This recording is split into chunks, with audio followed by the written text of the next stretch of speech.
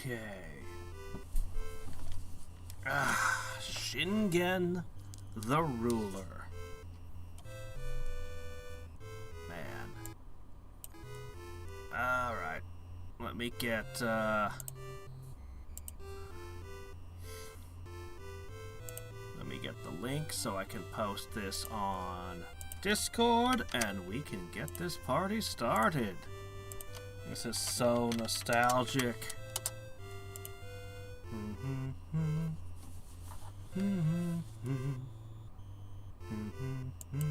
I mean, you can tell I can literally just hum along with the theme. Even before I started up the game, the theme, the music was on my mind. Okay, one sec. One last. No, there we go. Okay, everything's perfect now. Hey there, Buster. I actually did a review of this at one point, way back. Do you want sound? Oh shit, do we have sound? Hold on. Yes, okay, we're definitely streaming sound. Of course we do.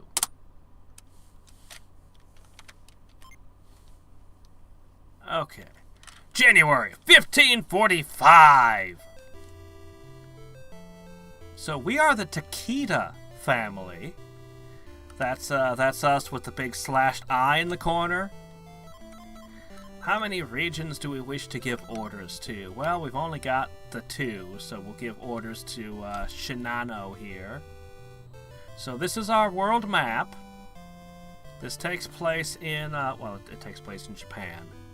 The Takeda family we're playing as is actually super famous. They had, I think, the most famous battle in Japanese history involved them, I think, them getting wiped out. Oh no. My gosh, a princess on the first turn? Well, that's unexpected. Okay then, well, So, hey there, sweet, you're back. Alright, so, boy, I don't even know how I figured out. So there's a story with my first encounter with this game. We should just play a little bit of it first, though. Okay, so right now, I don't have an heir. I have one daughter, which, you can marry her off to make an alliance, because, you know. Man, the Yakuza want to be as cool as this guy here. Spying or causing mischief with your ninja. Save, pass, doctor. Try to do prevention or cure. There's no epidemic right now. This is the merchant, but I can't shop right now because that's snowfall. I have one gold mine, and I could try to dig and do gold mining. I don't remember what FC was. It's probably important. For the military, I can enlist troops. Going is actually attack, or shifting troops around.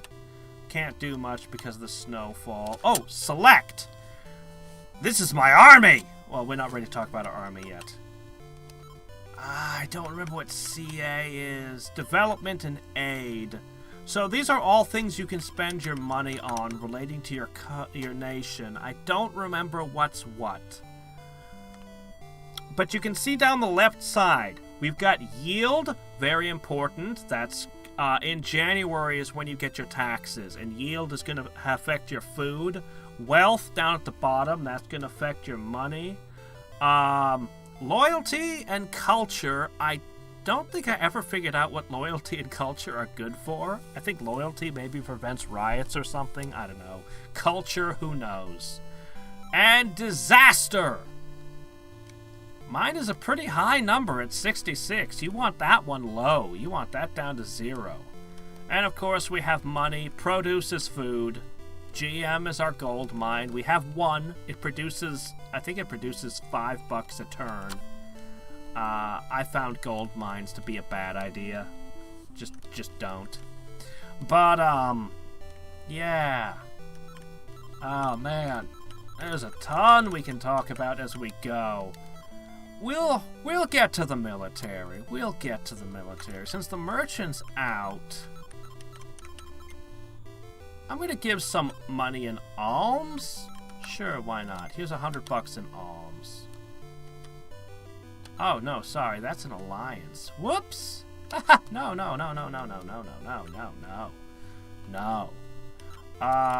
What I meant to say was let's give the people $100. Yeah, there we go. Okay. So, this game was produced by Hot Bee, which you've probably never heard of before. That's because this was the only strategy game they ever made. It was a hell of a first attempt.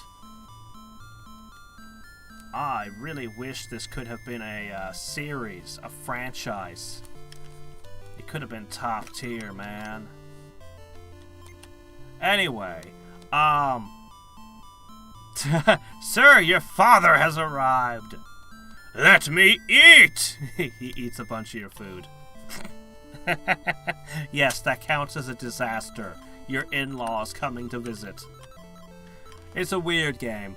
But it's brilliant, ahead of its time. I love it. Lot to talk about. Man. Okay, now I could visit the merchant. Okay. You can sell anything. Okay. This is food. This is all units. If I spend at $10 a piece, I can buy lances. This would turn some of my enlisted soldiers into lancers. If I bought bows, they'd become archers. Riflemen are very expensive, and you know what's funny? I believe the Takeda clan is famous for not using rifles. I believe, unless I'm mixing up my history, that they're the clan that refused to use Western tactics, like, well, rifles. But you can buy rifles! Headquarters are your command unit. If all of your headquarters die, you lose the battle. I think they're samurai. Anyway, they're the strongest warriors you have, but they're so expensive, and you lose the battle if they all die. So, you don't use them to fight. You protect them with all your might. Don't let them die. Use the rifles and the cavalry charges and the archers and the lancers. And the infantry. The infantry's job is to die. That's their only job on the battlefield. Generally, I don't bring very many infantry with me. Hey, Lily, how's it going? Jeez. Yeah, I just finished with Romance of the Three Kingdoms 7 half an hour ago. I just did a video giving my final thoughts on it. Anyway, alright. I'm tempted to attack someone, but I don't remember.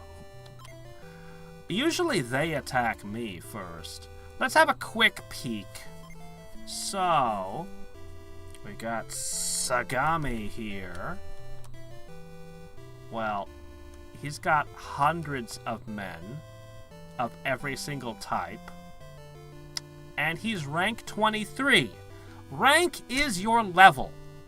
Yeah, this game doesn't have training, and it's got straight up like a level.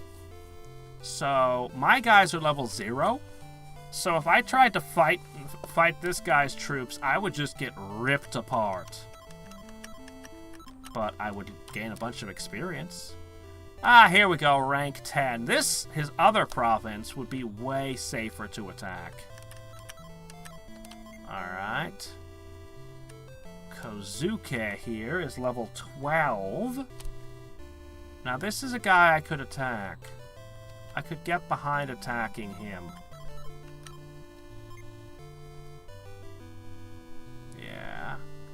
7. This is the guy we want to hit.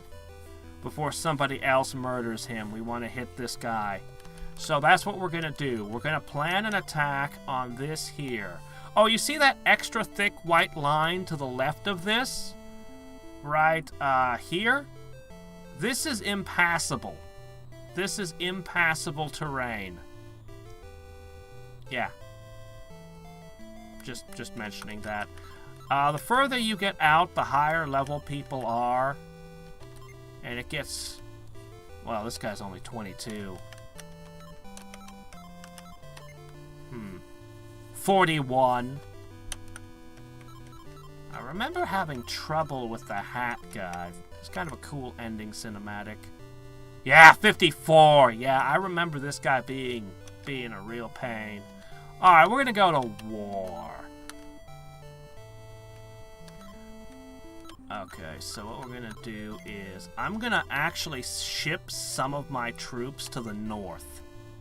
Usually the north gets attacked. I'll give you 10 of those. I'll give you 15 riflemen are where it's at. I'm gonna give you all the rifles. I'll give you all my archers.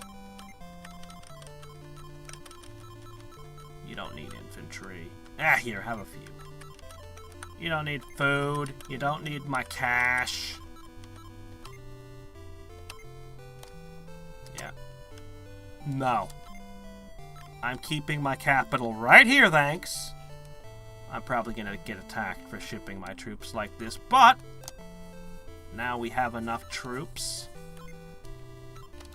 Let's go to war. So I can only attack one of these 3 provinces that are adjacent to me. So we're gonna hit this guy.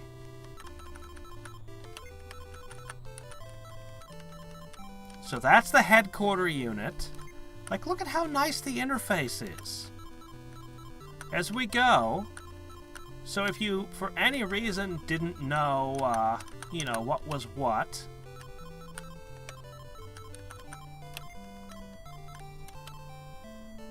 you know, I can see that it's a shirt, but as a kid, it always looked like a big beard. Doesn't it? And 3 infantry, which might sound insane, but, well, you'll see.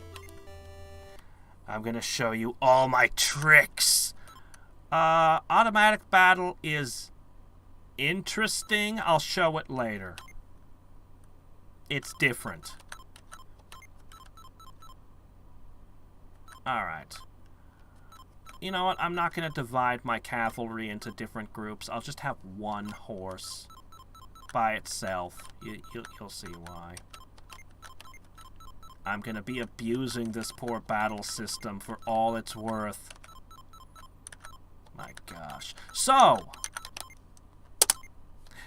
I mentioned there was a story to how I first saw this game. So when I was young, my father would buy games for my birthdays and my Christmas. I basically get 2 games a year. But my father would play the games, and if they weren't good games, he'd return them and buy different ones. So if I was going to get a surprise gift, it would always be a good game and not a shitty one. But for whatever reason, I would have had to have been, considering where we lived at the time, I would have had to have been younger than 9 years old, but I don't know how much younger. I would have been young.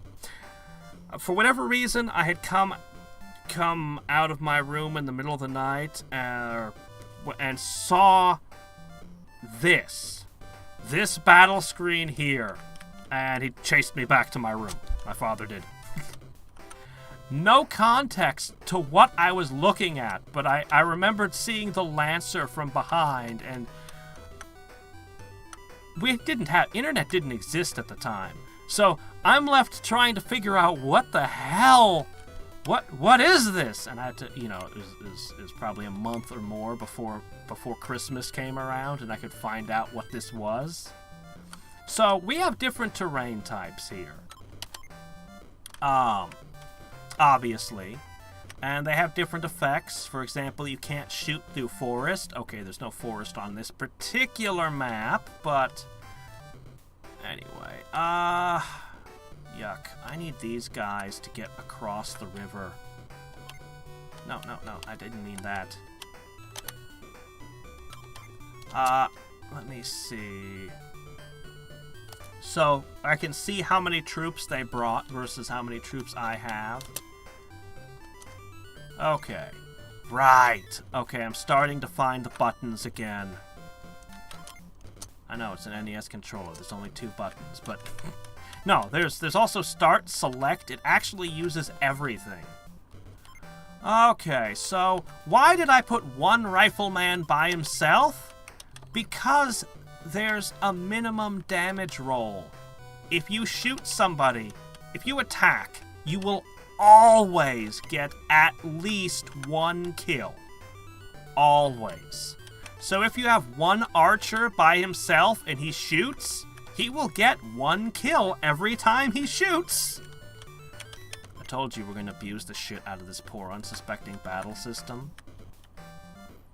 Now, the other thing, why 1 infantry? These are meat shields. If a unit of, I don't know, 5,000 riflemen fire, that would be very bad news for the rifleman over here if it hit him. But if it hits the infantry, the volley of bullets will stop and kill the 1 infantryman. So yeah, meat shield. Alright, my real cavalry is here to rush out. And these guys are too expensive to fight. I already mentioned they're badasses and they will kick ass, but you really don't want to lose them. They're too expensive. So we guard them. And I don't need to command every single unit to end the turn. Although the last unit is this guy here. But at any time I want... Yeah, that's the wrong button. At any time I want, I can just click on any unit and just say end. Yes, we are finished.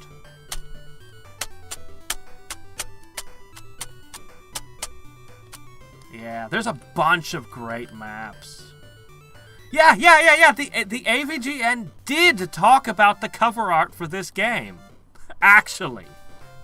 That's probably the only time I have ever heard anyone mention this game in my life. It is so obscure. Let's see. That's definitely a beard. Yes, he's a rifleman.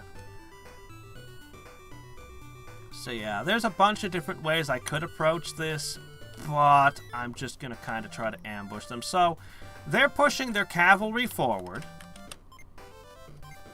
I really would like my Lancer, but he's never going to make it in time. I should have pulled my men back across the river, and then their cavalry would get stuck in the water. They would be slowed down and buy me more time. If I were going to play this optimally, that would be the strat. Alright, see this 1 cavalry? Yeah, he's working his way over there. Alright. Normally, because the archers have a shorter range than the riflemen, I usually like to put the archer in front of the rifleman, but this'll work. I'm just gonna say, go. Yeah, go. Bring it.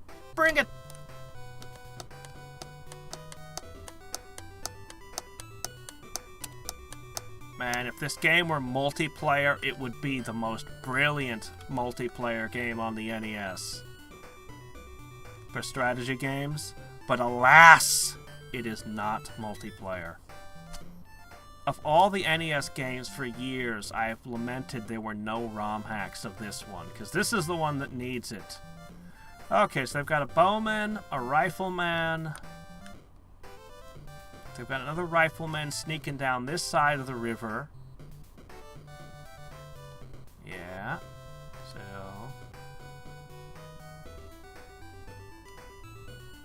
yeah, and they're pulling their stuff in to guard their headquarters. Okay. Now, Remember, they're level 7, we're level 0, so we're actually at a disadvantage here. Alright.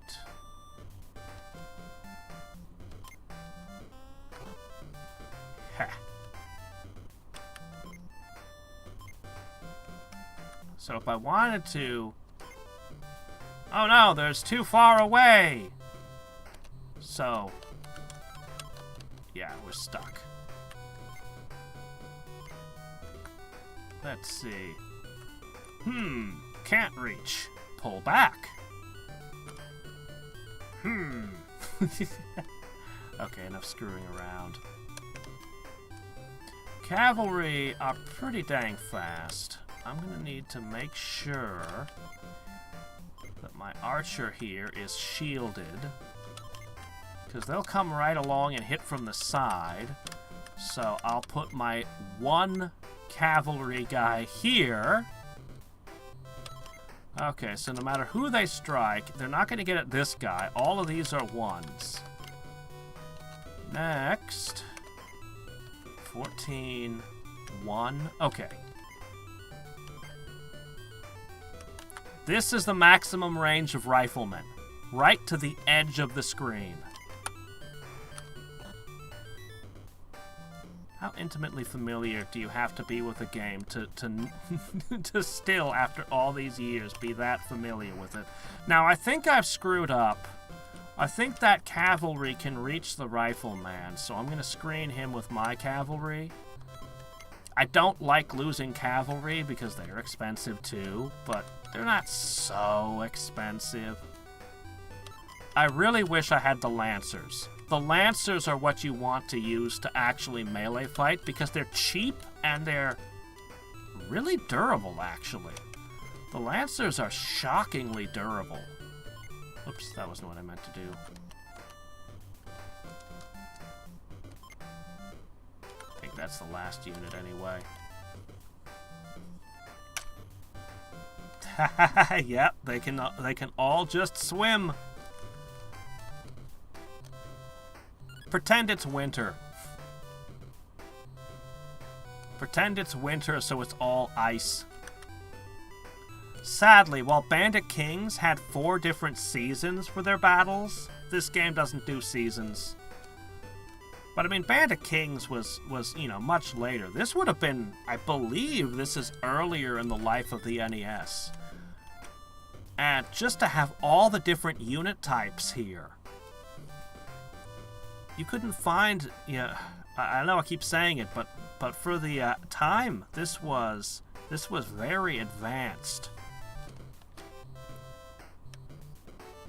All right.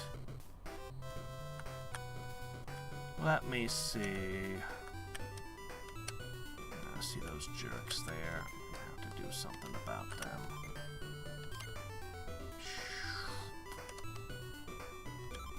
When they run sideways, they look like they have a big old beer belly, don't they?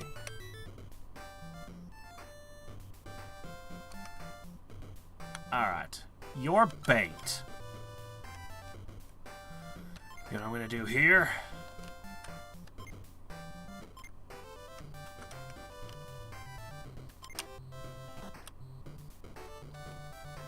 Okay. Should be just one left.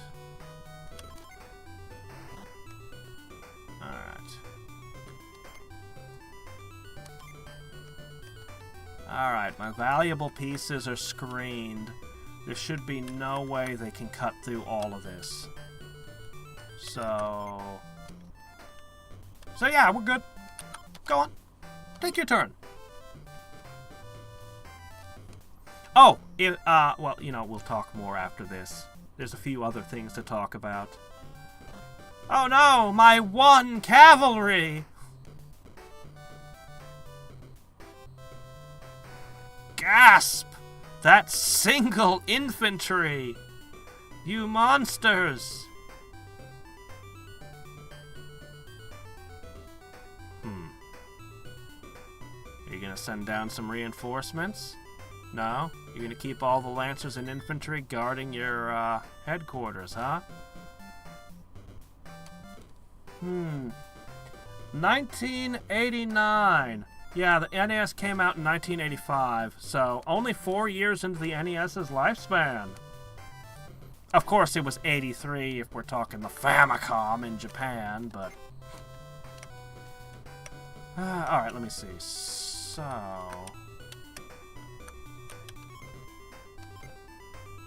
Blup, blup.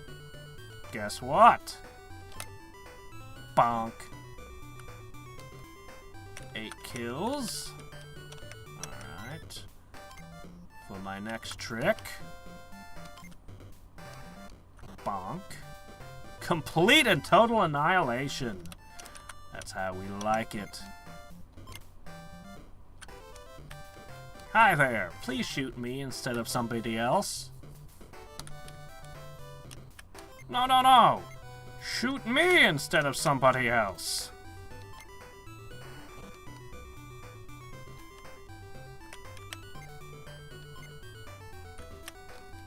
Okay.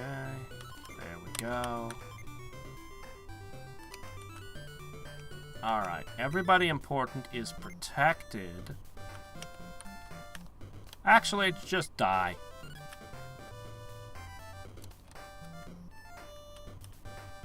Alright. And for this jerk over here, I'm...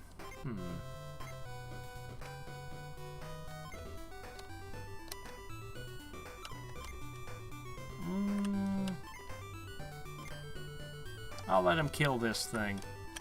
And think that he's accomplishing something. Yeah.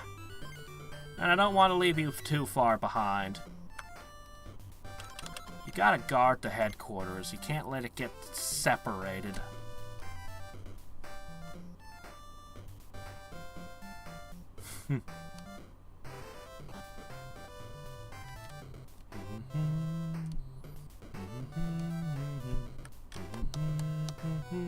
Oh, reinforcements, finally! It's a bit late, don't you think? Honestly, I'm more worried about that Lancer than anything else, because that's like 27 guys. Remember, they're higher level than me. I haven't lost any significant forces, but that's only because, it's only because I'm playing very well. Alright.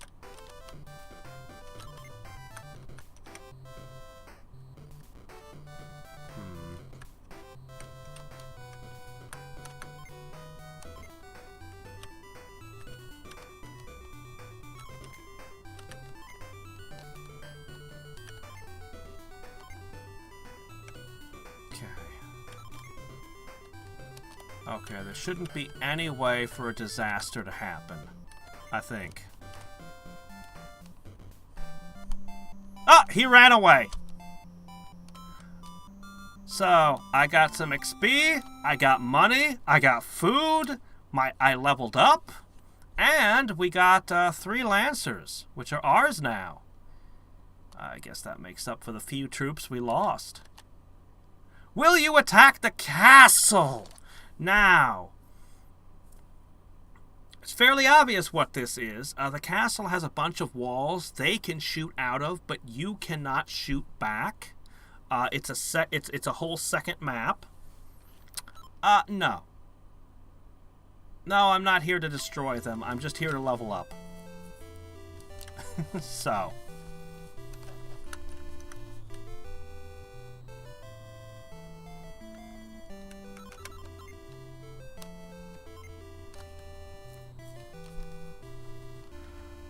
What should we do now? I think I want to get to January so I can talk about some other stuff. Pass? Don't be careless, the enemy is strong. Yes, the enemy is strong. It's true. Should I enlist? I could enlist one person right now because we have no loyalty from the people. In fact, these people have no wealth either. Honestly, this province is kind of a crap hole, looking at its numbers.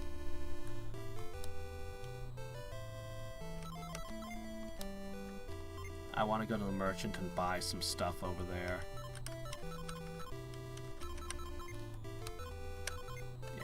pass. I would like to purchase some guns. I would like to purchase 6 guns. Alright, 6 of my infantry are now riflemen. Ha! Yeah. May. I just want to show off tax season, and then I'll feel like I've shown this game off. I had a lot of fun playing this game, a ton growing up. The problem is, though there's a variety of terrains and all kinds of tactics you can use, I mean huge tactical depth on your side of the field, the problem is in the AI. Also, the market rate does change, so that prices can go up and down and stuff. The problem is the AI is too dumb. You saw it sent all of its cavalry and riflemen and everything straight at me. Yeah. I was able to easily, handily dispatch them because they didn't keep their troops together or anything. Yeah. That's okay for, you know, a stupid beginning of the game villain. Or opponent. But, unfortunately... Oh, this region is having a bad harvest, meanwhile. Well. Anyway. Every single enemy in the entire game uses the same non-strategy. They throw the cavalry, the riflemen, and the archers in your direction. They don't keep their troops together, although in some maps their troops are kept together just by the geography.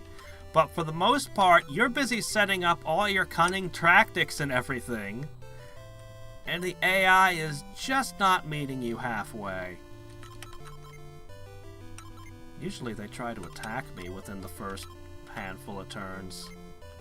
I don't know why they're being so passive. And it's a real shame. It's a real shame. October.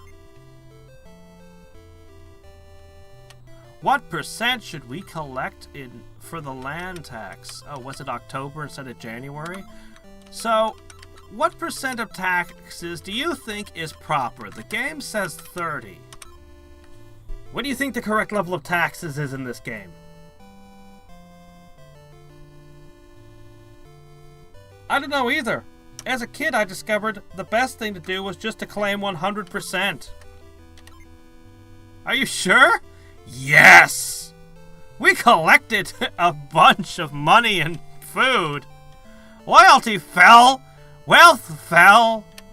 No kidding. Oh no, we have 0 loyalty and 0 wealth.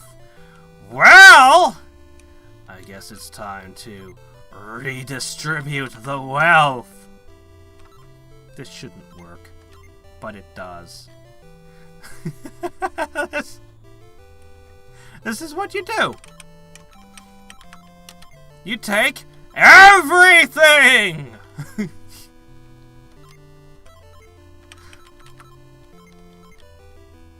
When you get the yield up higher, it works a lot better.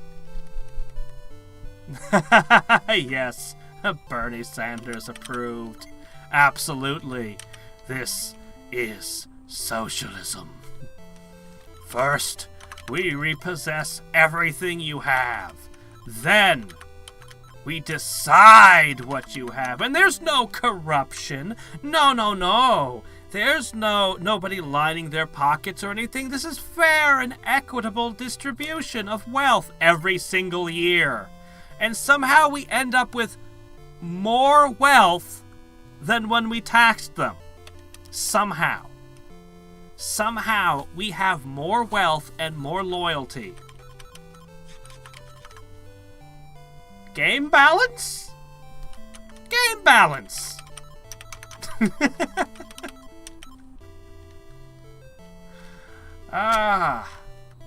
Yeah. Man, I love this janky-ass terrible game. I love it. But I can never play through this game again. As fond memories as I have, the AI just kills it for me. Some years ago, I tried when I made that review, and I conquered less than half the map before I just couldn't play it anymore. So the limits for anything is 255. That's the most you can have of any one unit type within a province. Gold and produce can be, 999, I think. I think it was, maybe it got into the thousands, I don't remember. But, yeah. Oh, man. If you could have different maps and an intelligent AI, I would play this again a ton.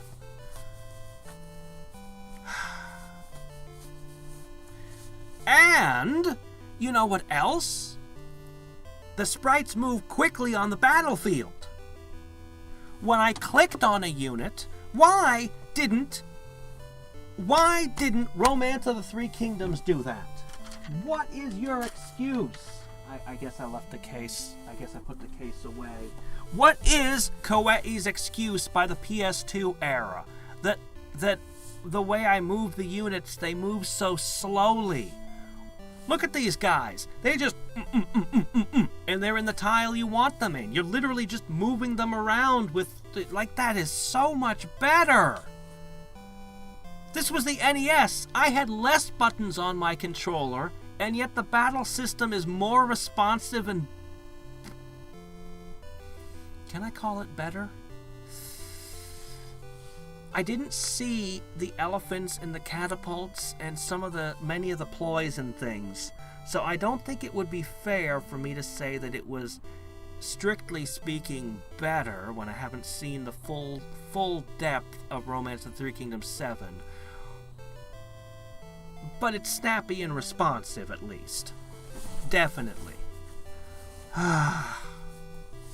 First you steal all your people's wealth, then you reward them.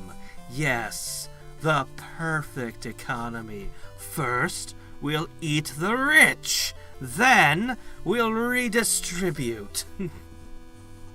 No, we'll eat everyone. Everything. And the people will be grateful for what I deign to give them.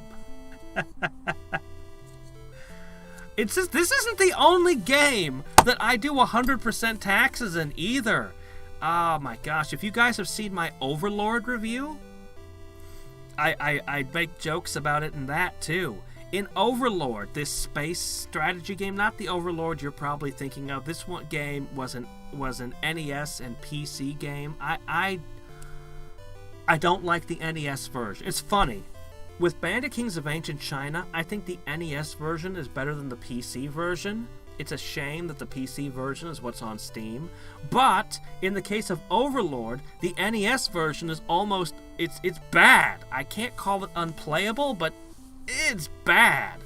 Whereas the PC version is really good.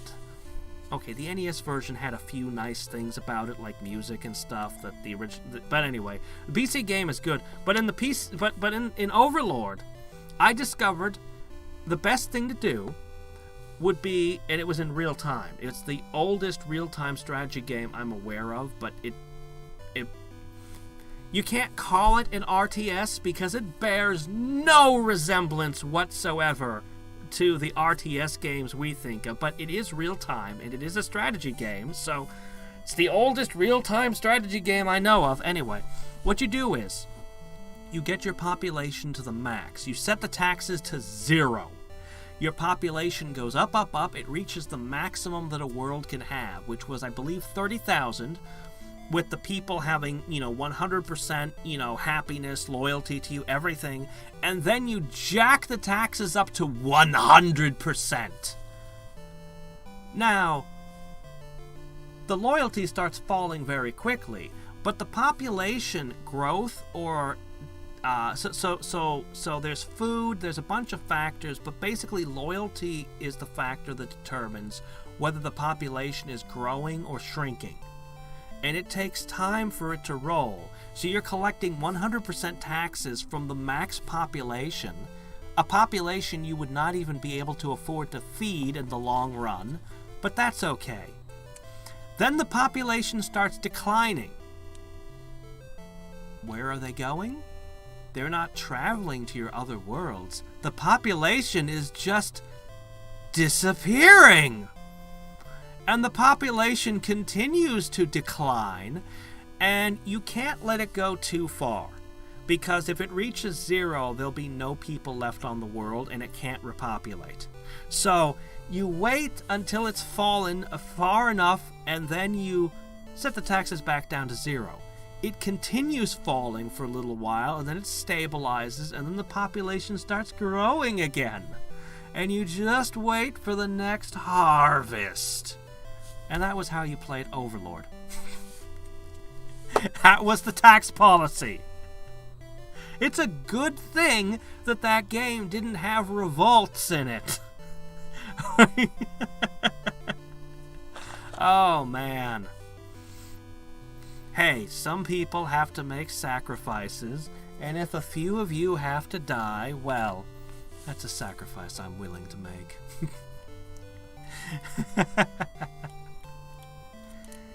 Yeah. I really wish this game had a sequel, man. They'd have I think this would have been a stronger series than anything Koei was running at the time. And I love the Koei games, but I think that this was stronger than any of them. But it was not to be. Because I guess nobody bought this game except for me.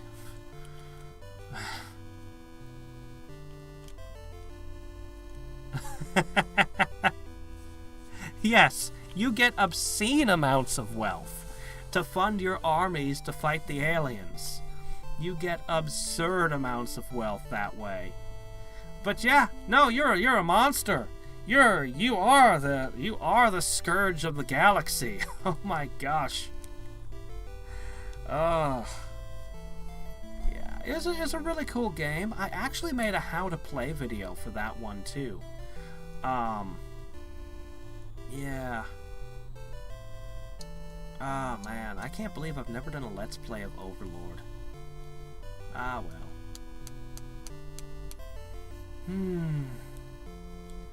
Anyway, it was fun bringing this up. Tomorrow's my day off. I got a lot to get done, like setting up all the idle game videos that they'll be posting and everything. One of them failed to upload too. I gotta figure out what happened there. And I have no idea what I'm gonna pull out on Saturday. I guess I should play something Halloween-ish. What should it be? Resident Evil? Maybe. You know, Disgaea might count as a Halloween game, maybe. Oh, you know what? I still haven't played... Jupiter Hell. Oh, there's a game nobody's thinking about or expecting me to pull out. I still haven't tried it. So, little context. One of my all-time favorite games is Doom RL. I know, I only ever did like one Let's Play way back when I was just starting, like, oh my gosh, it must have been almost a decade ago. I was one of the top players in the world for that game. Okay, it was a very small fandom, to be fair. But no, seriously, like from actually, I didn't hang around the forums a bunch and advertise all of my shit, but I could see, and the full, you know, it's, anyway. I had an obscene amount of, like, the medals and trophies and stuff in the game, like the really hard to get shit, and I knew that I was probably in the top 10 players on the planet. The problem was, the only place you could brag about it would be the forums, and guess where the other 9 top players in the world are hanging? So, I was not really gonna be impressed. So I had nobody to brag to ever about it, so I didn't bother. But man, I loved that game, and I played the shit out of it. And Jupiter Hell, which I bought, my gosh, I think I bought it when it was in alpha.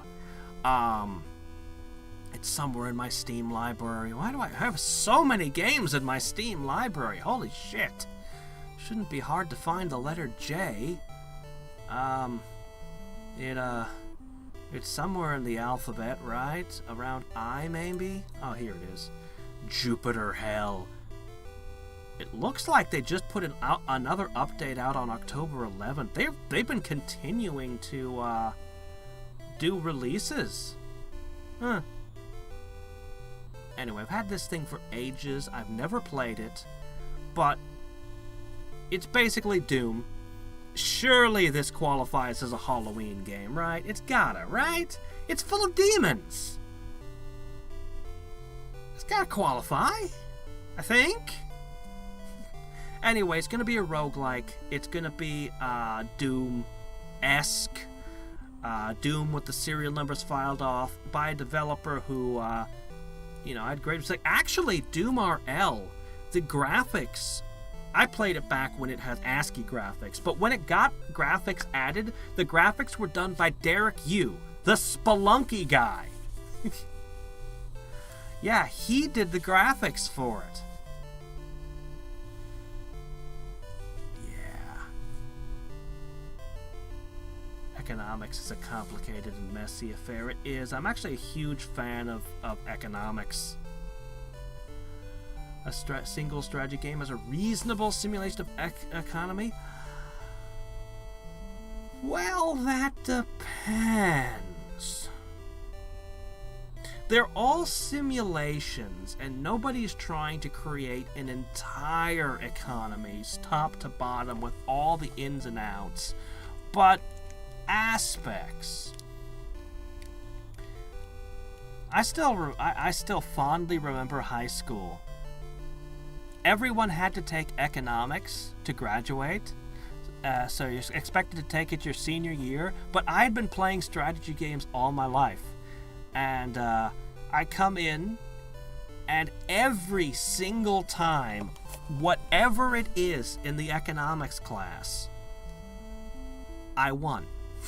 No, seriously, no matter what it was, I won. Beat everyone in the class on everything, no matter what it was.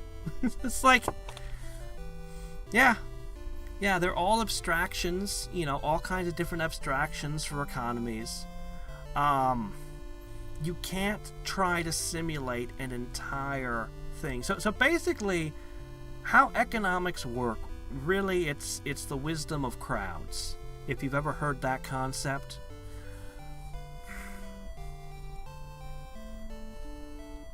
There's no way you can simulate the whole thing. You can't. It's too much. You can't plan the whole... Planned economies just fail every time because you can't. It's too big, it's too complex. Nobody could manage it. Even if you could simulate the whole thing, you wouldn't be able to manage it. So you have abstractions. Yeah. Oh, yeah. You must have had hundreds of trophies. Let me see. Okay, give me a second. I'll take my moment to brag. Shit. I think I have to break out my laptop. Shoot. But I'd want to show it. Hold on. Jump drive. Yeah, I know it's a really stupid-looking jump drive, but I needed a jump drive. I went to the store and they had a pack with 5 of them in it, and I thought, I've lost quite a few jump drives over the years, and I don't know where they've been going. But if I buy 5, I probably won't have to buy them again for a really long time. So even though these look stupid, they function. Okay, I'm gonna jump the game off of my laptop onto this PC, and then we can look at it.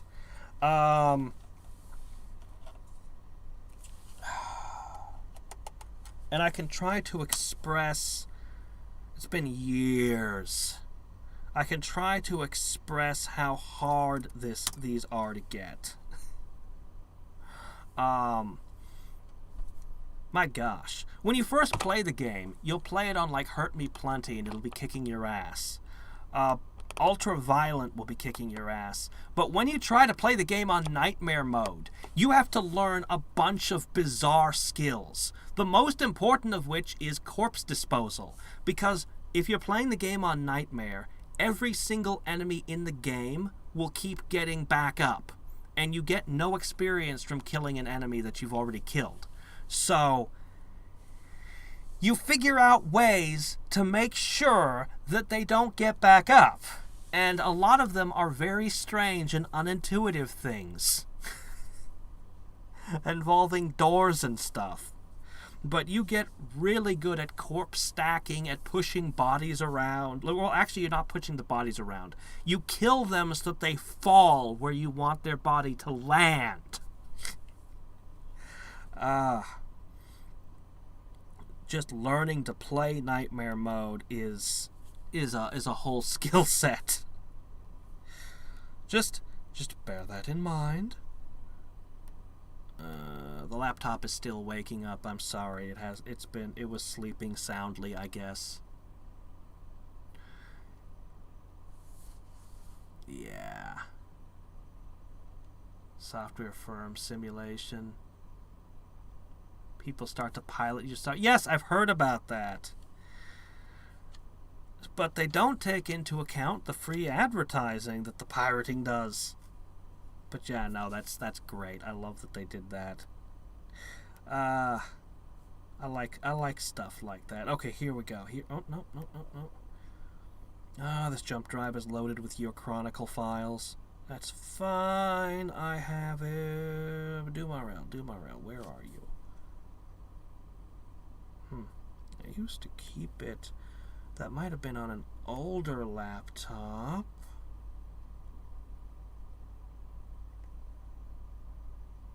Here we go.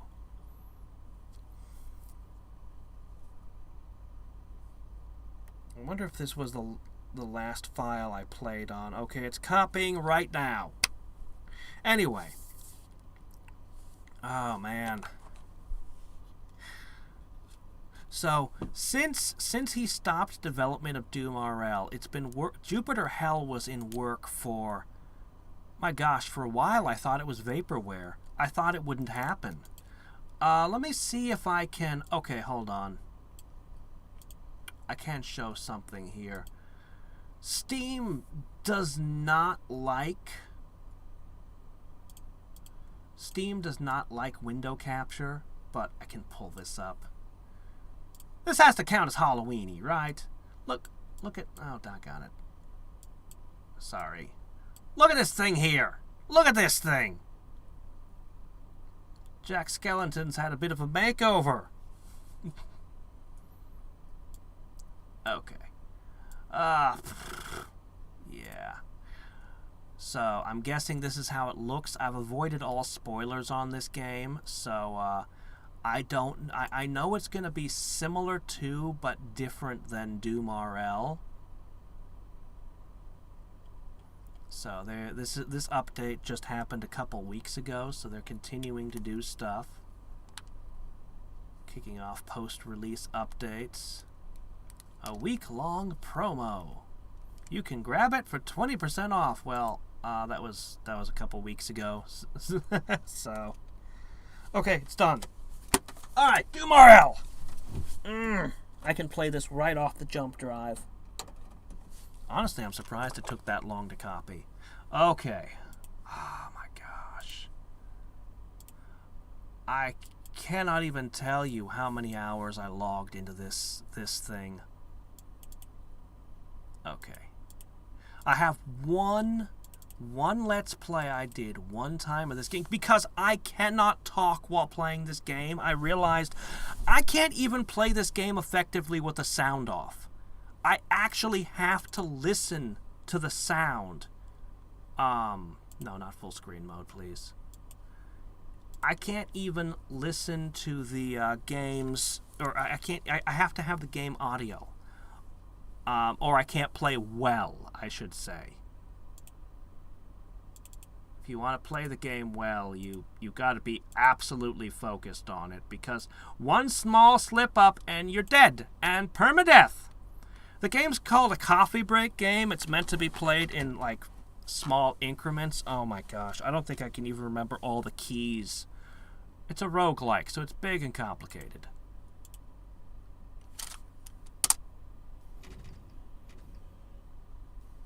Alright. I'm going to increase the game audio a bit.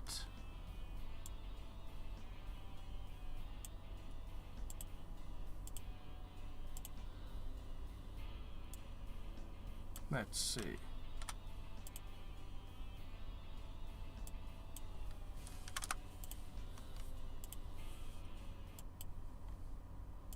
Is that a little bit louder?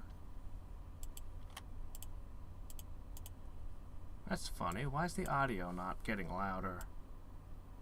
I don't know. Oh, wait. Audio input capture? Oh, that's why.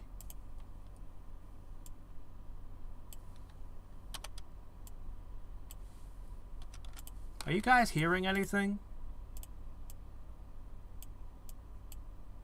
Are you guys able to hear the audio at all? I don't know. Something's broken with my capture, and I don't know what. But it doesn't matter. We're just going to be looking at the, let's see. So these are my high scores. N means nightmare mode. Yeah. Freaking ridiculous stuff here. But what you really want is show player. Chaos Major General. Let me see. Apostle. Okay, there's a higher rank I could have achieved by beating the basically beating the last secret bonus boss 50 times, and I did it 32 times. Okay, I've got 5 Angelic Badges. Oh my gosh. And here's the wins, the deaths. You can see the win-loss rate is, well, the game's hard. The game is very hard. Okay.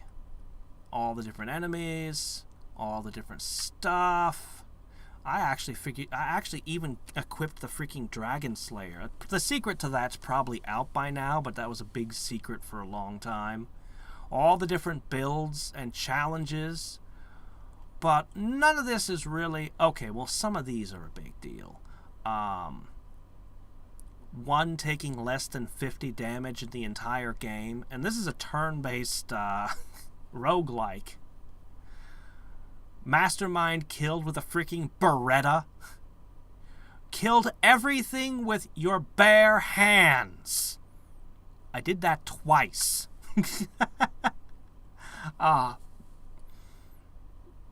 Guts' heart awarded for winning with the Dragon Slayer. Killed the Apostle. That's a very secret, hard to find boss.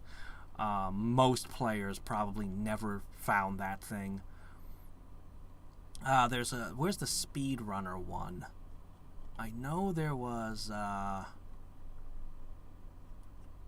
know there's a speedrunners one where you beat the game in an obscenely short amount of time. I got that one too.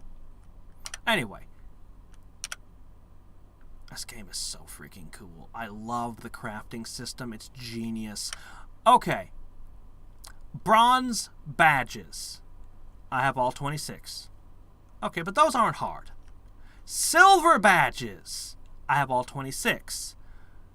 Well, okay, some of those are a little bit tricky to do.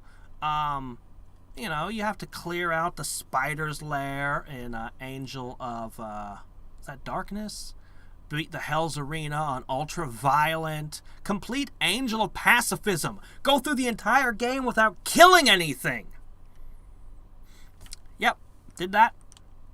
But silver aren't that hard. Gold. Okay, now we're starting to get with medals that are actually hard to earn. Clearing the Unholy Cathedral. Complete Angel of Overconfidence. Oh my gosh. humanity, you only have 10 complete Angel of Pacifist, a pacifist run in 10 minutes. The whole game cleared in 10 minutes. Angel of Masochism. Oh my gosh, that one is a pain. Platinums. I have 16 out of 26 platinums. Oh my gosh. These, each and every one of these is a nightmare to get. None of these are easy. Fully win a standard game on Nightmare. Pass the anomaly on Nightmare without taking damage. Gosh. The Elite Platinum Badge. Berserker Platinum Badge. My gosh. These are tough. Angel of Shotgun. By the way, these challenges, like, so Angel of Shotgun means you cannot equip or use any weapon that's not a shotgun. You're limited just to shotguns, and ammo is a major issue on Nightmare. On less than 20,000 turns. Speed run the game, while Angel of Light Travel means you have a very, very small inventory. Oh, man. But you know it's worse. Diamond Badges! I have 16 out of 26. These were the absolute limit. These were the hardest things in the entire game. To even get a couple of these is an accomplishment. Receive all medals. Clear the anomaly plus Babble on Ultraviolet with no damage. Fully win the game on Nightmare. That's not a standard victory.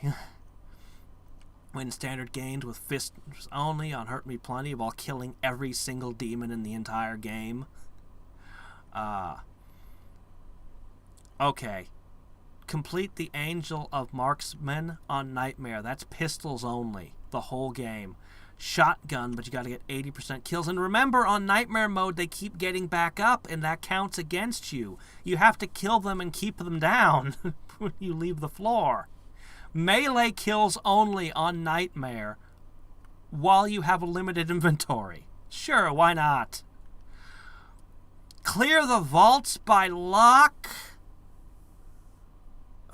Also, I should mention, there is no save scumming on anything that has Nightmare, by the way. If you thought it were possible, it is not possible. Because you can't save your game on Nightmare at all. You couldn't even save scum on Ultraviolent because, I mean, the game deletes your save file when you load it. But on Nightmare, you cannot save the game, period, which I actually think is bullshit because the 100 floor challenge and the 666 floor challenges are too long to play with no saves. I did the 666 floor on Nightmare. I think I had to leave my laptop with the game running on it for a few days because I couldn't do it all at once. Oh, man, that was...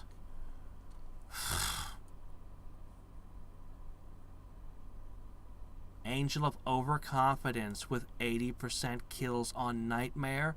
I can't even describe to you what that means. It's bad.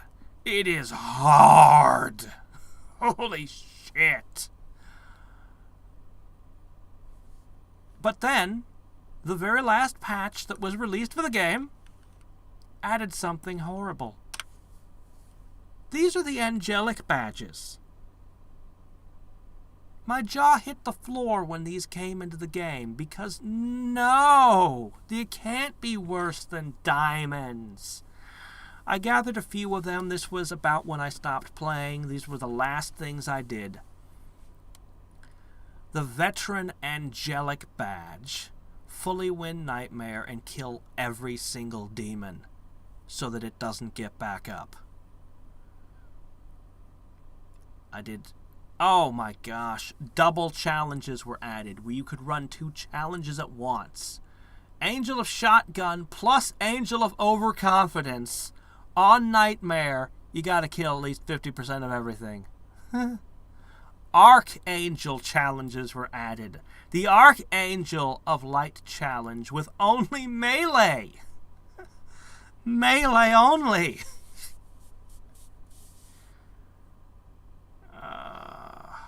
Angel of Red Alert, I think that's where every single floor has a nuclear device that's going to go off, and you're trying to run and get to the next floor before it explodes. But you also have to kill 80% of everything while that's happening.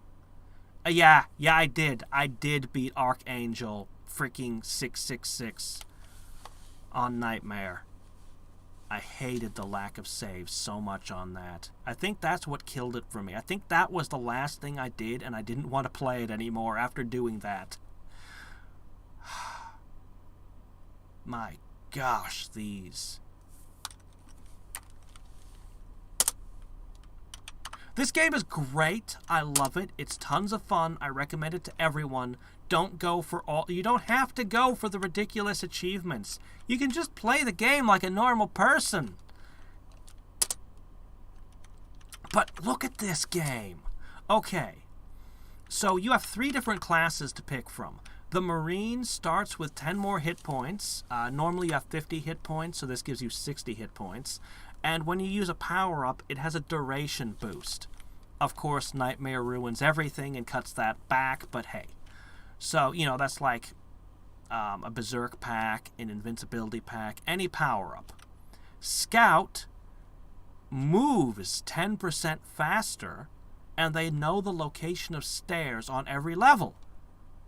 Unless you're playing a pacifist run, and then they don't know where the stairs are, because pacifist runs are freaking bullshit. Technician! Well, they can, sometimes when you pick up a computer map, they get more out of it. You can see where all the enemies are on the map. That's, well, it's nice. But you don't play the classes for the bonuses listed there. Oh, no. If you play a Marine, okay, this is the skill tree. The only thing you get from a level is 1 point to put in this. Just a couple of broken ribs. It's nothing to stop me. You gotta smash my head or take my heart out. So, you're a die-hard piece of shit. You'll keep fighting until all your bones are broken and you've got no blood left. Every level of this gives you basically 10 hit points. I'd already mentioned you started with 50. So, you can just put points in this and have more hit points. Finesse. You attack 15% faster. Hell Runner. You move 15% faster, and you have a 15% increased chance of dodging. Now, dodging is something that is not automatic. You're actually manually dodging constantly, which is a weird thing to say in a turn-based game, but it makes sense in context. And so, dodging is actually a big deal, especially fighting the Cyber Demon. Oh man, do you want dodging. Tough as nails, you take 1 less point of damage whenever you're hit. I'm a big fan of this. Unfortunately, my favorite builds lock you away from having any points.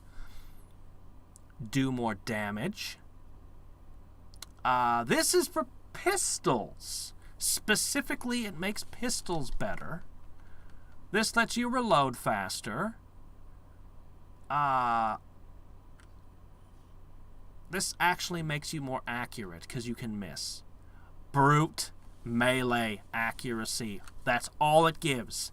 It's the same thing as Eagle Eye, except melee only, and it adds a little bit of damage to your melee attacks. Or Badass. Your maximum health decay. It's a little bit hard to explain, but it lets you keep extra hit points. If you get overcharged and have bonus hit points, you can keep more of them.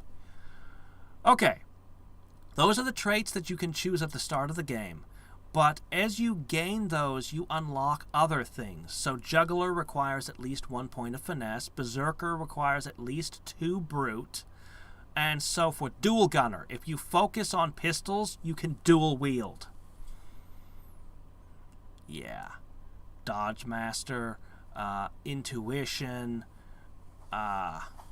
This one is really cool. Every time you move, you reload the... specifically shotguns only. But every time you take a step, you reload the shotgun for free. It's great. You fire the shotgun, the enemy gets pushed back. You step forward, reloading the shotgun, but also dodging because you step diagonally and dodge their counterattack. And you fire again and push them back another step. And it doesn't sound great, but this might be the most powerful skill in the game when you're actually using it. And all it says is, yeah, you just reload when you take a step. It also works on rocket launchers because seriously, reloading is vulnerability. When you reload, you're standing still. And so you almost always run around a corner and hide or something to reload, or make everything dead and then reload. But with the shotgun, you just So on this one is critical for many builds because this lets you, it's part of the crafting system. You want to get the really good shit, you need this particular trait. It's good. It's really good. The Technician can get this from the start. Badass is available with no prerequisites because I picked Marine. But what the Marine really has going for him is the master traits. Okay.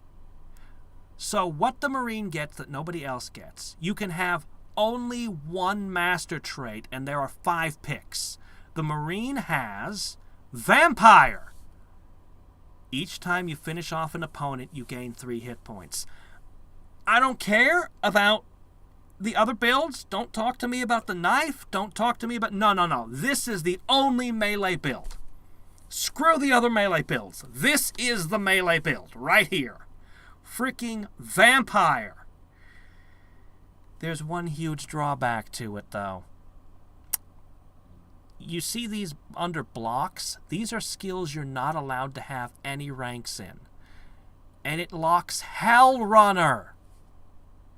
You're a melee build. You want to move, you want to close the gap as quickly as possible, and you want to dodge their attacks while you're doing it. Locked. You cannot be a fast-moving vampire. I'm sorry. It's not possible. Which is really at odds with a melee build. But it's okay. Because you heal a little bit every time you score a kill. And you're going to score a lot of kills. You're going to go and you're going to get yourself freaking Longinus Spear. No, you're going to get the chainsaw, then you're going to get Azrael's Scythe.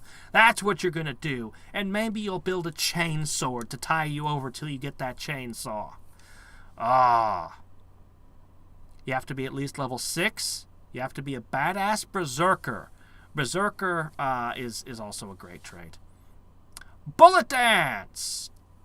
You get an additional shot from your pistols for each level of Trigger Happy at half the time cost. So basically, this is the Marine's pistol build. You are dual-wielding pistols.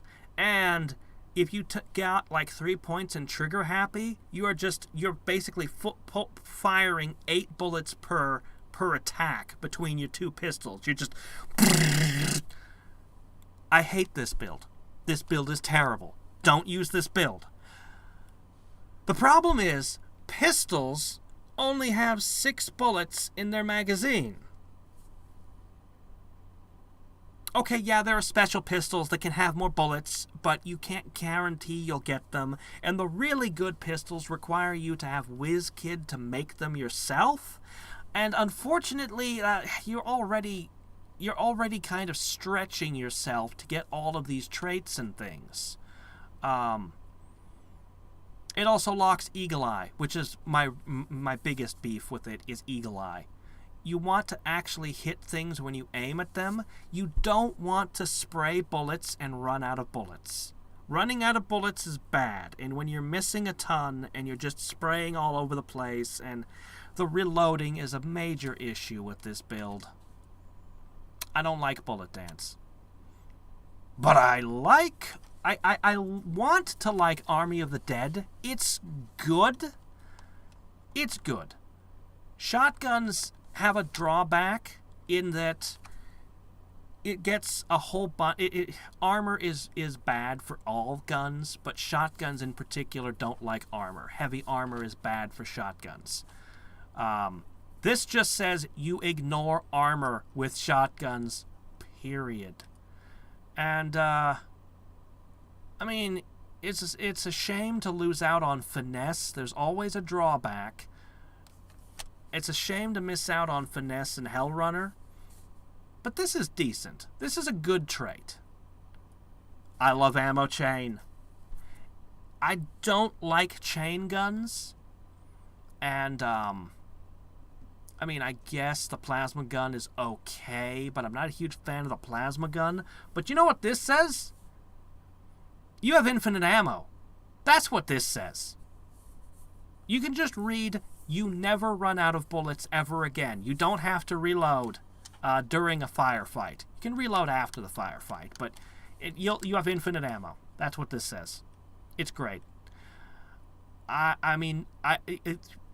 Do you care that you don't have Eagle Eye? It doesn't matter. You have infinite ammo, and it's fine. I do dislike losing Tough as Nails. I really like Tough as Nails, but it's okay. It's worth it. And Survivalist is their weird special Marine build that's half the time you'd shrug off damage that would graze others. You can heal over 100% with simple medkits. If you wanted to just build an indestructible character who won't die, this is the build. I'm not a huge fan of it. I think Hellrunner is kind of an essential to the ultimate survivalist build, and it blocks it, but it's just pure durability. Okay. Now let's look at the scouts. So the scouts can have intuition right off the bat, but they have to work to get badass. Really, you're never going to get badass unless you're a Marine. But intuition is actually really nice. I think scouts are the best class in the game, and being able to start off with intuition is one of the reasons. It lets you know where power-ups are, and it actually levers. You know if a lever is good or bad. If I'm playing one of the other classes, I ignore all the levers. When I play this guy, I can know what the levers are going to do, and so I get extra healing and benefits. So it's good. But where the scout shines. Okay, there's special traits. Blade Master. Every time you finish off an opponent, you get a free action. Screw it, I'd rather be a vampire. I'm sorry. I screw all melee builds. Vampire.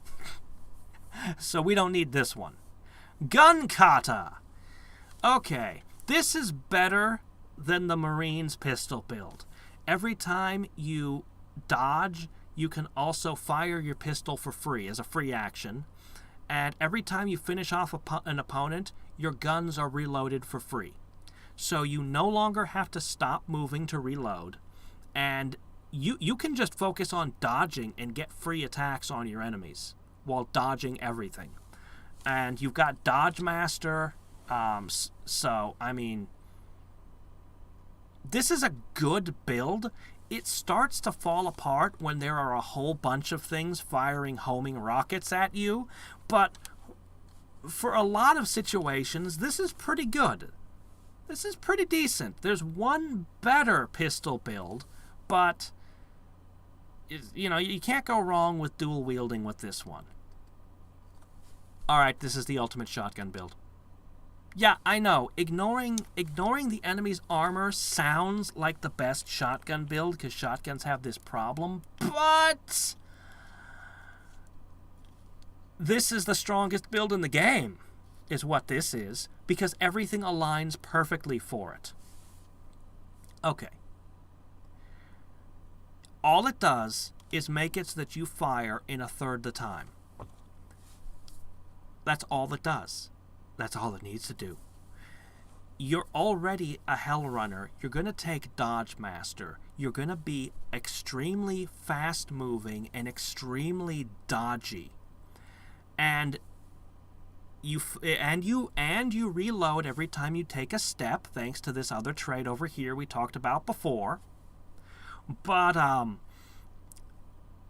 the only time you would have been vulnerable is while firing, and it cuts that down to a third. So you fire, and usually they don't react in that time frame. It's actually insane. And what you need to do, you can build a focused double shotgun, but what you really want is a plasma shotgun, because if you can switch to plasma damage, the armor doesn't matter so much anymore. But seriously, just a tactical shotgun and a focused double barrel. Just have the two of them. You have Juggler for a reason. You're actually switching back and forth between different kinds of shotguns at different ranges, and you can consistently have everything you need. You can have all of it every single game. This build does not sound impressive on the surface, but everything lines up that this is just the strongest build in the game, in my opinion. And there really is no drawback. You don't need any of these traits with this build. You don't need to aim. You have a shotgun. You don't need to be durable. You're not going to let anything hit you. And the shotgun really doesn't benefit from +1 damage. Okay, Cat Eye is a cool one that I've rarely played. Your eyes are so sharp they could cut through concrete. You can see further. You can actually see further than some enemies, and you could be picking enemies off where they can't even react. This combined with Intuition 2, where you can, when you get good at the game, and you can actually start shooting enemies you can't see and hitting them, and you'll know based on sound. But with this, it goes even further.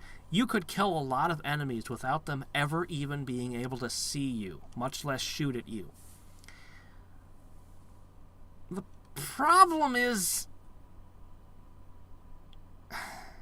it's linked to chain guns and plasma rifles, and they're not as good as the other weapon choices. It's good, but if I had to use chain guns and plasma rifles, I'd rather have infinite ammo as a Marine. Still, this one is fun. I've had fun with it. And Gunrunner.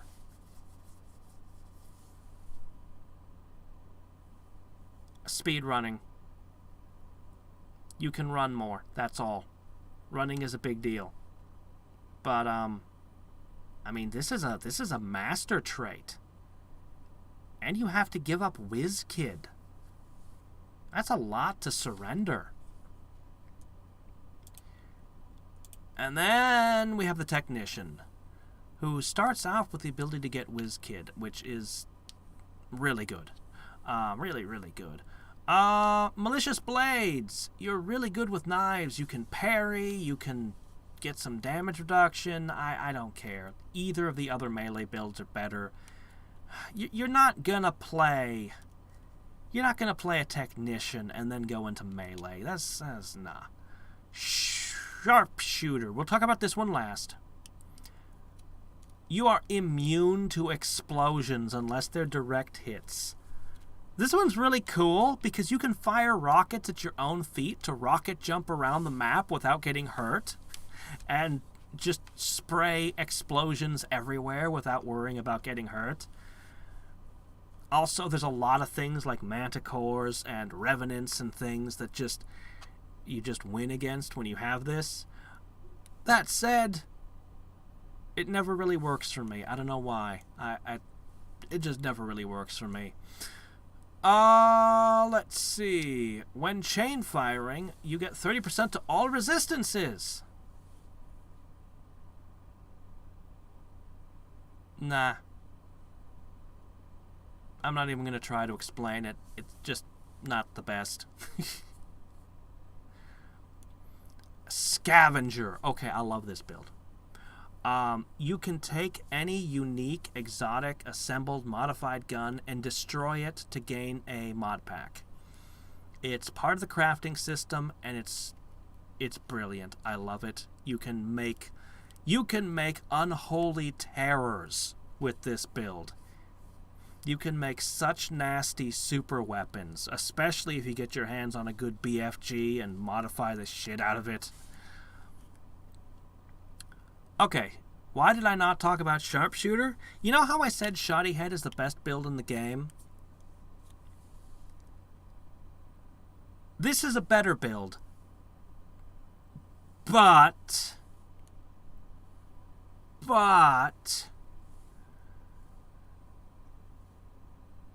it's the hardest build to actually get working.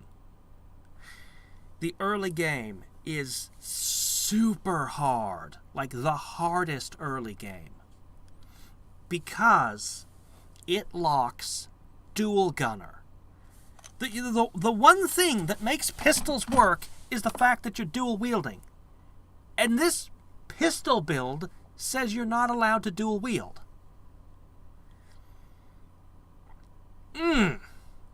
Yeah, that is a tough sell. So you're going through the early game with just one pistol, and it is hard. And then it has a second poison pill. See, Eagle Eye 2. With Eagle Eye 2, you're never going to miss. It's possible, but for all intents and purposes, once you've got Eagle Eye 2, you don't miss anymore with a pistol. Eagle Eye 3 is effectively a wasted point.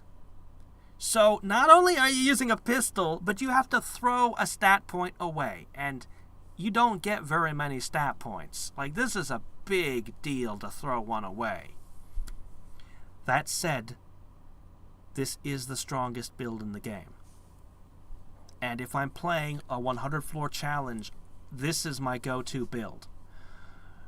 You no longer roll damage, you just deal max damage. That might not seem like much. Strictly speaking, dual gunner does more damage per attack. Strictly speaking, because you roll twice, you fire twice, both times you roll damage, but both of those bullets gain +1 for each rank of son of a gun. So potentially +3. Also, you could stack son of a bitch to add more +1s to the damage while dual wielding. But that's also locked. It locks both of them. So your DPS is actually significantly worse than if you didn't take this trait at all. But there are two tricks to this build. The first is that when you hit an enemy for a certain amount of damage, the enemy gets pushed back. Normally, this only happens with shotguns and rockets and BFGs, because those are the only weapons that can hit hard enough to cause the knockback. But since you're always doing maximum damage, no roll involved, you are always pushing the enemy away from you every time you shoot it. Second, there is a pistol that you can build yourself. It's better if you get an officer's pistol to use as the base, but it's fine. Any pistol will do. And this pistol, the important thing is it shoots twice. So now you have a pistol that shoots twice. Hey, I don't need dual gunner after all. Of course, it'd be better to dual wield them, but it's hard to make it. You can make one, but it's a pain in the ass to make two. You'll need to take traits in WizKit also, but the Technician is specifically good at that. This just works out. And it works so well. You constantly push the enemies too far away so that they can't return fire, so they have to move towards you, and then you shoot them again. You conserve bullets extremely well. It's very good at conserving bullets. It's not even easy for me to explain why this is the strongest build in the game. But just in the context of the game, this kills everything. When you get it really working at high levels, it kills everything and you never have to worry about running out of ammunition. And you tend not to take much damage. A single pistol fires very fast, so you're able to handle multiple targets.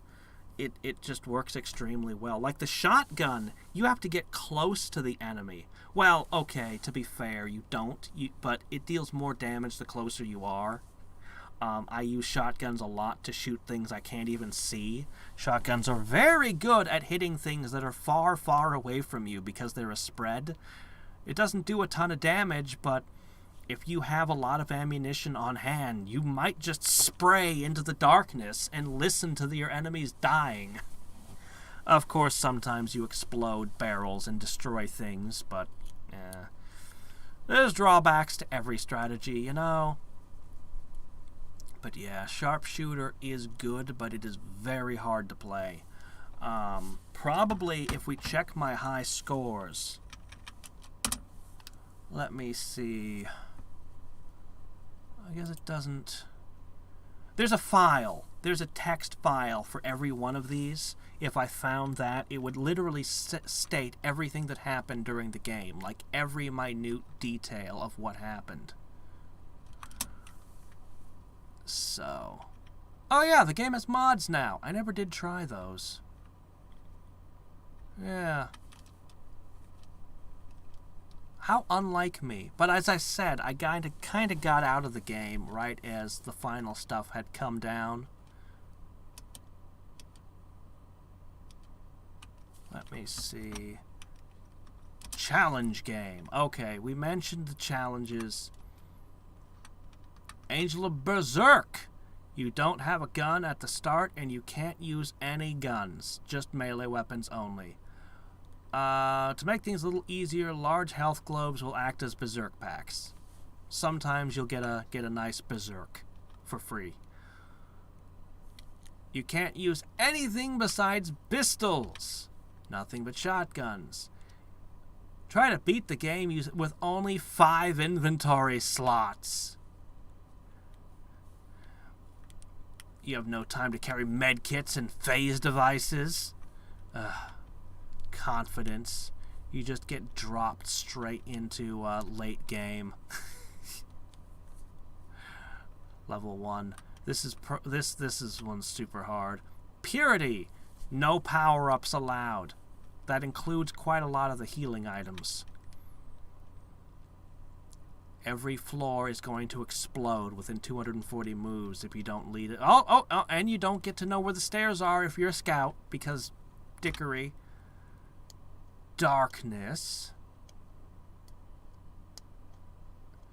This one is really hard because you're constantly having shit you can't see shoot at you. Max Carnage. Everything on both sides deal max damage with every attack. Masochism. Yeah, you can notice the difficulties. The difficulty rating. This one just says Blade. You know that you're in deep shit when it says that. Huh, they rate shotgun as an easy challenge. 100 floors. Those are long. Pacifism. They claim it's easy. It is so easy to get yourself caught with demons ripping you apart and you can't get away from them. This is not as easy as they say. Oh yeah. 10 hit points instead of 50. Yep. You'll get insta-killed a lot. I can vouch for that. Literally, if you step in lava even once, you're dead. You're just dead. Instantly. So be careful. And Angel of Overconfidence dropped straight into the end game at level 0. So those were the challenges I was used to. And then in that last patch, they let you take 2 of them at once. Isn't that great? And they added these. Want to beat the game with two inventory slots? Yeah, you want to carry ammunition? Spare set of armor? No. Healing items? No. You're liable to run out of ammunition if you get unlucky. With just 2 slots, that can happen to you. 120 moves to get through each floor. Oh, this one is for the true masochists. Healing globes, supercharged med kits will not work on this. No healing. This is not supposed to be fun. Yeah, this was actually a fan request that the author kept saying no, no, no, no, no, no. And I guess people kept demanding it, and so he put it in the game. And he really shouldn't have, because I beat it a couple times. It's not fun, and I don't like it.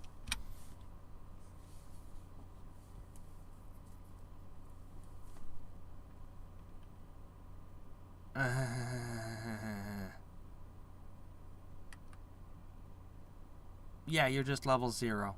Be a pacifist the whole way through, with no level ups, nothing. During the pacifist run, it would at least give you some level ups as you moved along. This one is just like, no, nothing. You get nothing.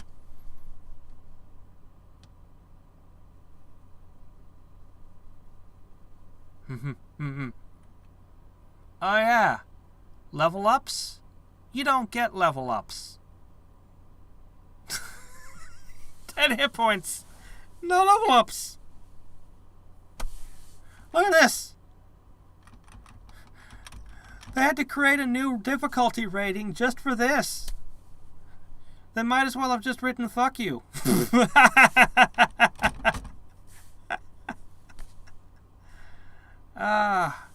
Well, in Doom, the plasma gun is great. In Doom RL, the plasma gun, it's the mechanics of it. You have 6 cacodemons, and they're all going to want to spit fire at you.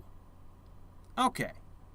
If you have pistols, that pistol build I mentioned, you can kill 3 or 4 of the cacodemons before any of them get a chance to get a turn, because the pistol shoots that fast. No joke. And if you didn't kill them, you at least pushed them back away from you.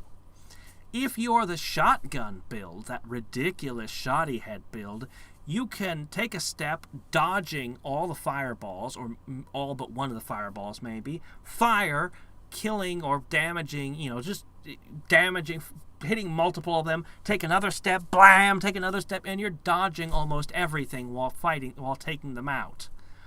Getting behind them so that they're shooting each other, that kind of thing. But if you're using the plasma rifle is going to shoot 8 times at an enemy. Is it 8? I don't remember exactly how many shots it fires, but it's going to go, oh, that cacodemon is dead all right, but the other 5 all get a turn to shoot you. You just got hit by 5 fireballs. Okay, you turn to the next cacodemon. Oh, he is melted. He is dead. 4 more cacodemons, still alive, all blast you. Oh, God. It has wonderful damage output. It is great at making things dead. But the practicality just isn't there.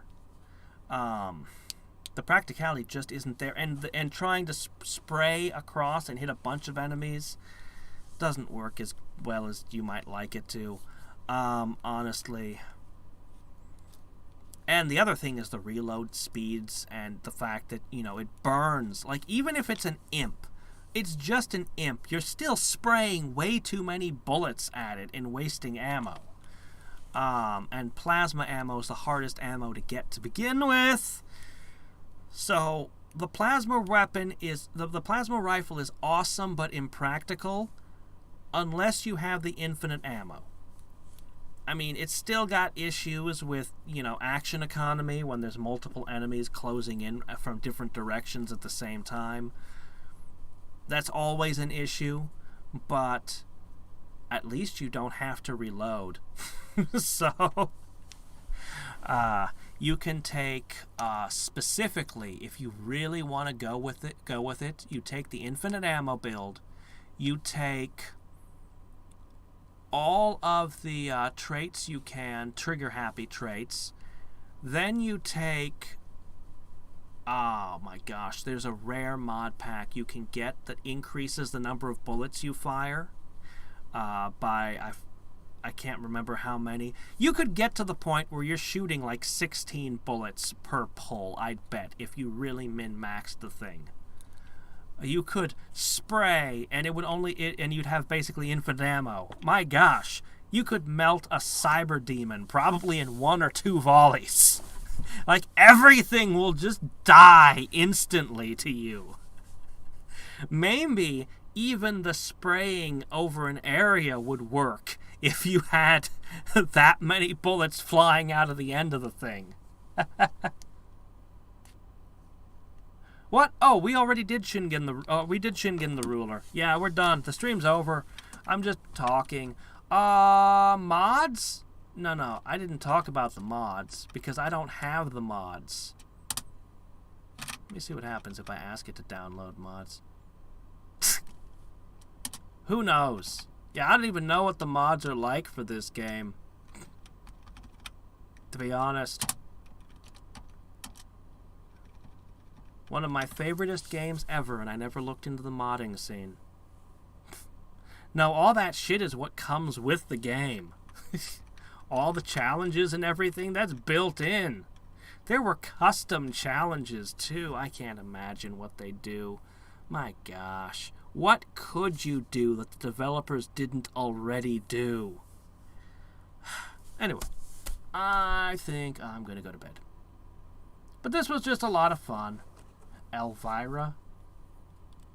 There's no Elvira video game. I have heard about it. Yeah. Yeah, no, you could check out the archive video if you want to see Shingen, or you could watch my old review. I don't remember what I said. It was years ago. You know what they say, every single cell in your body is replaced every 7 years. There's probably not even a single cell of the person who made that review left in that case. Actually, I think brain cells are the exception. Nerve cells. I think nerve cells are exempted from that. I'm gonna go to bed. Tomorrow's my day off, and after that, I think we're gonna do Jupiter Hell. I think that's gonna be what I go with. I think I'm gonna go with Jupiter Hell for my Halloween game. I want to see what they did. I expect it's going to be similar, but it's going to be different, and it's probably going to kick my ass 7 ways to Sunday. And I can't believe how long I've been sitting on that game. Seriously. My gosh, that game, if it's still getting updates, then it's been in development for probably 10 years now. Oh, I'm expecting something good out of it. I think I heard you can't move diagonal in it, which blows my mind because moving diagonal was absolutely critical in Doom RL. Like, the game is not even playable if you don't move in diagonals. So, there are 2 Elvira video games? You're kidding. Damn. Well, good for her. Oh my gosh, what movie? I had a couple of movies. Oh my gosh, I know I had a movie with Elvira that I had as a kid. But for the life of me, I can't remember the name of it now. Oh well, I'm going to bed. Till next time and every time, this is Hadriex.